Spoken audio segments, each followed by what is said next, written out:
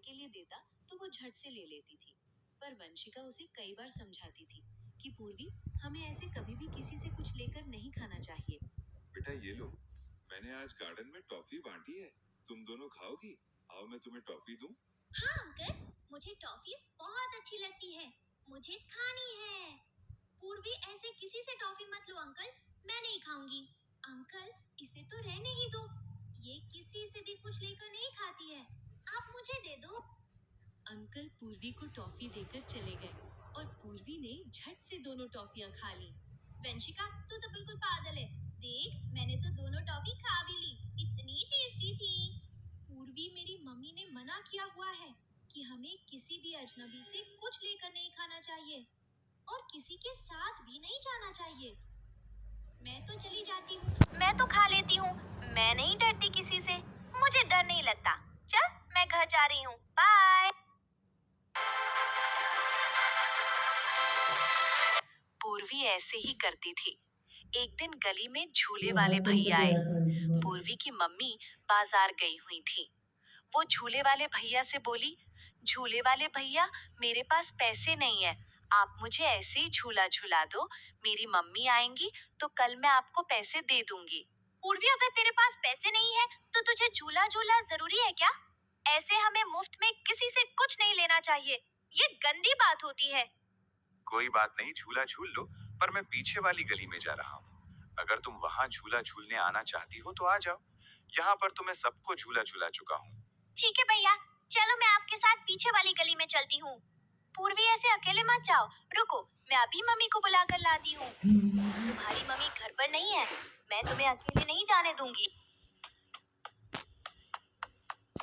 वंशिका दौड़कर घर के अंदर गई और अपनी मम्मी को बुलाकर लाई। पर तब तक पूर्वी झूले वाले भैया के साथ दूसरी गली में झूला झूलने के लिए जा चुकी थी। वंशिका की मम्मी वापस घर के अंदर चली गई। थोड़ी देर बाद पूर्वी झूला झूल कर लौट आई और हंसने लगी।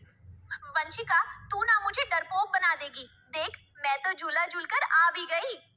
रोजाना ही ऐसे होने लगा। पूर्वी अपनी मनमर्जी का काम करती थी।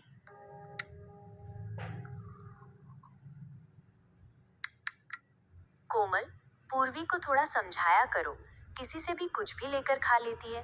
कल झूले वाले भैया के साथ पीछे वाली गली तक चली गई।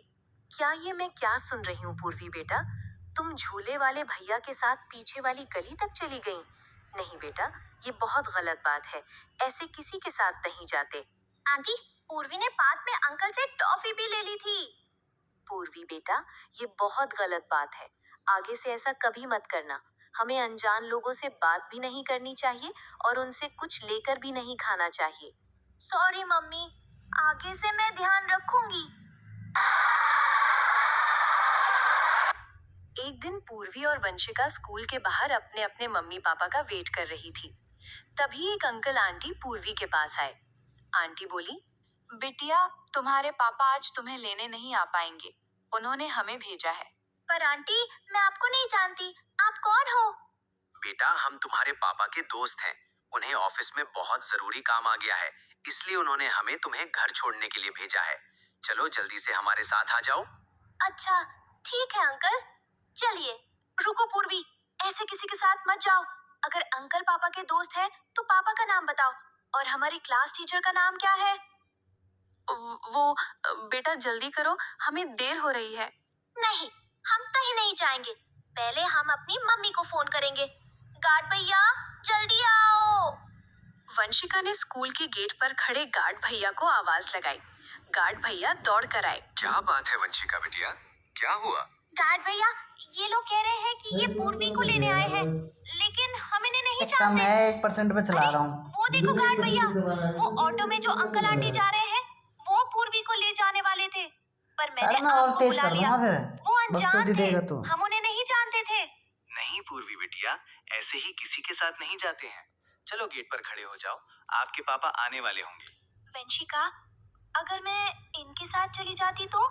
इसलिए तो मैं हमेशा तुझे समझाती हूँ, हमें किसी भी अजनबी के साथ नहीं जाना चाहिए, चाहे वो कुछ भी कहें।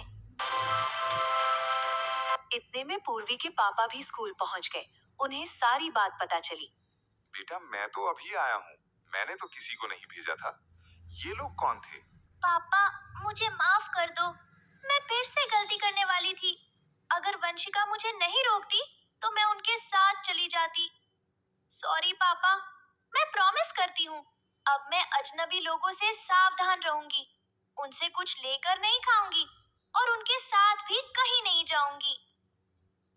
उस दिन के बाद पूर्वी भी वंशिका की तरह समझदार बच्ची बन गई और उसने अजनबी लोगों से सावधान रहना सीख लिया। बच्चों,